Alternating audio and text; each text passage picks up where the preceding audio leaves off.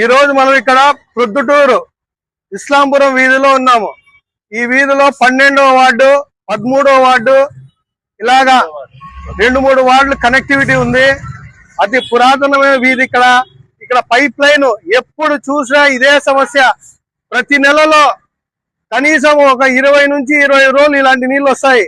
ఇలాంటి నీళ్లు ఎవరన్నా తాగలుగుతారా? మీరు సమాధానం చెప్పండి. ఇవి చూడండి, పేరుకు అమృత్ పథకం అని పేరు పెట్టినారు. 150 కోట్లు ఖర్చు పెట్టినారు. దాదాపుగా 70-80 కోట్లు బ్యాంకు నుంచి రుణాలు తీసుకొని లోన్ తీసుకొని దానికి ఈఎంఐనే నెలకు 50-60 లక్షలు కడతా ఉన్నారు. దీనికోసమేనా? సమాధానం చెప్పండి అధికారులు. ప్రొద్దుటూరులో అనేక సార్లు గత 2-3 సంవత్సరాల నుంచి నేను పదే చెప్తూనే ఉన్నాను. ప్రతి వేదిక నేను చెప్తానే ఉన్నాను. ప్రొద్దుటూరులో పైప్ లైన్ మార్చి దాదాపుగా 70 సంవత్సరాలు అయింది. కానీ ఈ పైప్ లైన్ కాల పరిమితి కేవలం 30 సంవత్సరాలే.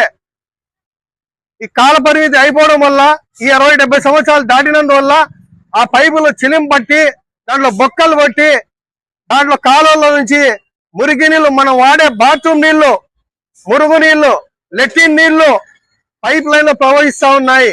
ఇవి చూడండి, దీనిలో చూస్తే ఉచ్చ కంపు తప్ప నుంచి ఏం లేదు. బాత్రూమ్ నీళ్ళు ఇవి తాగుతారా జనాలు? ఎప్పుడో తాగడం మర్చిపోయినారు. ప్రజలు మున్సిపాలిటీ నీళ్ళు తాగడం ఎప్పుడో ఆపేసినారు.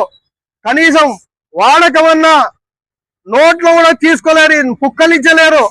వ్యాధులు, చిన్నపిల్లలు, వృద్ధులు, మహిళలకు అనేక వ్యాధులు, రోగాలు వస్తా ఉన్నాయి. అనేక మంది ప్రతి ఒక్కరు జ్వరాల బాధలు పడతా ఉన్నారు. 15 రోజులు 20 రోజుల నుంచి జ్వరాలు ఉన్నాయి.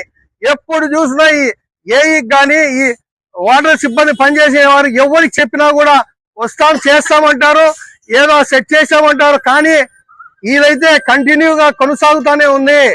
ఇది కాదు, శాశ్వత పరిష్కారం కావాలి.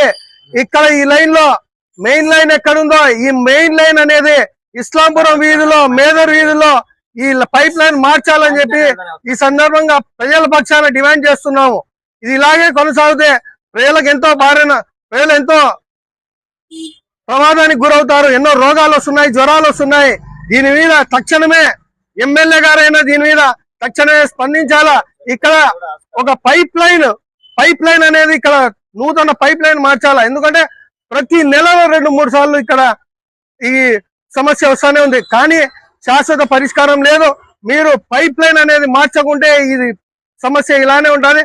అందుకనే ఎమ్మెల్యే గారికి కానీ, కమిషనర్ కానీ, అలాగే గౌరవ కలెక్టర్ గారికి కూడా మేము విన్నవించుకుంటా ఉన్నాము. ఈ వీధులు